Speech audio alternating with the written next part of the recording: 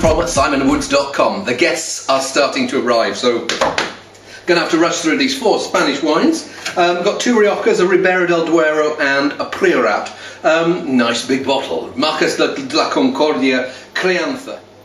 Gentle, soft, warm vanilla. Smells like it's going to have a little bit of spice to it, maybe even cinnamon, touch of ginger maybe, but and the fruit is this just what I call the wild cooked strawberry tinged with orange peel. It smells like classic Rioja. Sometimes I found the Marcas de Concordia wines almost like trying a bit too hard, but this feels like relaxed and confident, and smells like it's going to be very nice. And there's a rather large bottle of it, so hey. Yeah, warm, rich and spicy. Pulled this bottle out of the cellar not so long ago, only about half an hour ago, so it's not had a chance to get really warm, but at this temperature you're getting this fresh side, you're getting this slight dusty vanilla, you can taste that that bit of wood, bit of cigar box, but there's this warm, this warm plummy berry woodiness to it. It feels like quite a young wine. There's the exuberant spice to it. It almost feels like it's being reined in, and would like to be given the reins. Not that I'm a equestrian man, and hey. Right, Lagares though, 2004. The next 3, they're all from the Codorniu group. Codorniu is best known for its cava, but they've got estates in other parts of Spain too. So this is their Ribera del Duero Reserva. Well, it smells like it's going to be a warmer, fuller, richer style, and got a bit of what I call the baked fruit character. So whereas before there was a slightly red berry freshness here it's more dark. It's that baked black currants, baked berries. Yeah, it's a fuller, heartier wine. Does that make it a better wine, or just a different wine? I think it really is a case of horses for courses for these two. Those who like fuller, fleshier styles will prefer this. Personally, I quite like the one before. This one has got maybe just that little bit more. You can feel that extra heat in the area, because it's one of those places it's got really hot days but cool nights. Keeps a bit of freshness in the wine. But it does mean that the grapes occasionally get that little bit of sunburn. Maybe they start to suffer from water stress and start shrivelling up a bit before they're fully ripe. There's a touch of that character here. Nice, earthy, berry and licorice. Young wine again. Feel like it's got still its best days still way ahead of it. But tasty today. Not for me as tasty as the Marcas de Concordia. But I might change my opinion over the course of the afternoon. Let's see how we get on with the Cartoixa from Scala Dei.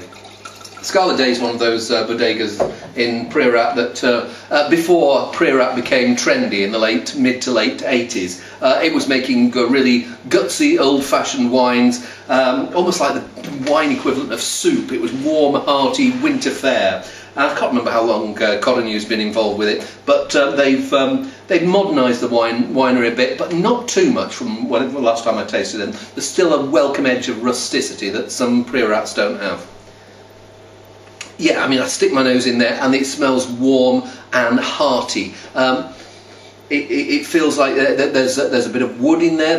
I'm not sure what the blend of grapes is, but there's that warmth of Grenache, and there's that slightly dustiness of Carignana. But there's also this freshness and like deep dark fruit, maybe from Cabernet Sauvignon. I feel a bit of that character coming through. Yeah, warm and dusty, and in terms of the wood character, I'm getting what I call rubbery oak. That character that new oak sometimes gives to a wine, and the thing I compare it with is Dunlop green flash pumps. They used to have a little diamond on the bottom. They may still have a little diamond on the bottom, and it smells like those. Why do I go around sniffing the soles of pumps? I have no idea. And the 2 before were young. This is a work in progress. Really powerful, plummy, damson, dark cherry, dark fruit flavours.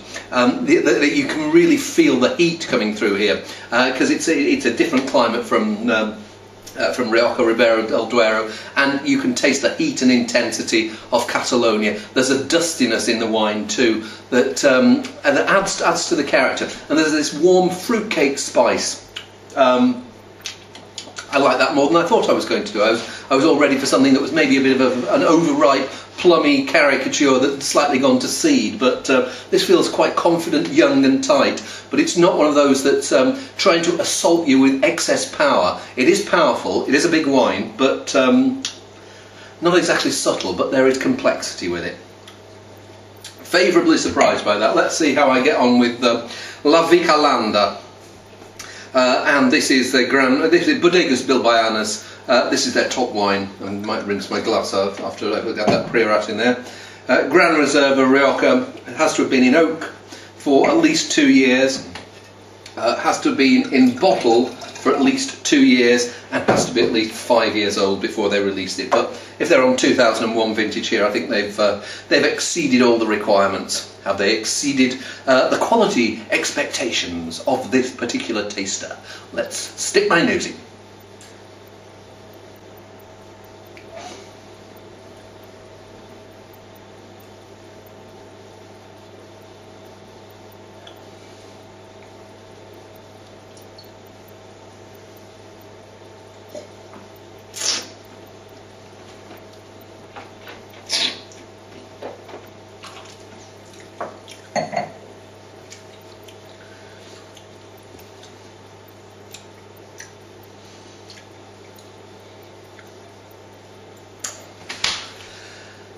It's a heavy bottle, but it's a heavy corked bottle.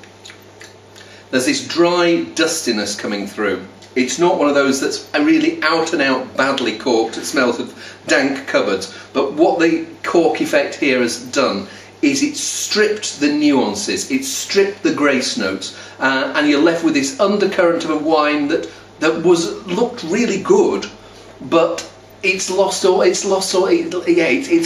heart, it's lost its soul, and you're just left with not a skeleton, but a wine that is a shadow of what it should be. What a shame.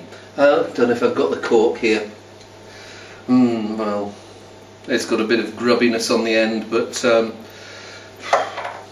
cork, don't you just love it? I'm going to have to trough my way through the other 3 wines, with help from my guests, of course, who are due any second now. So, bum note to finish on, but hey, see you soon.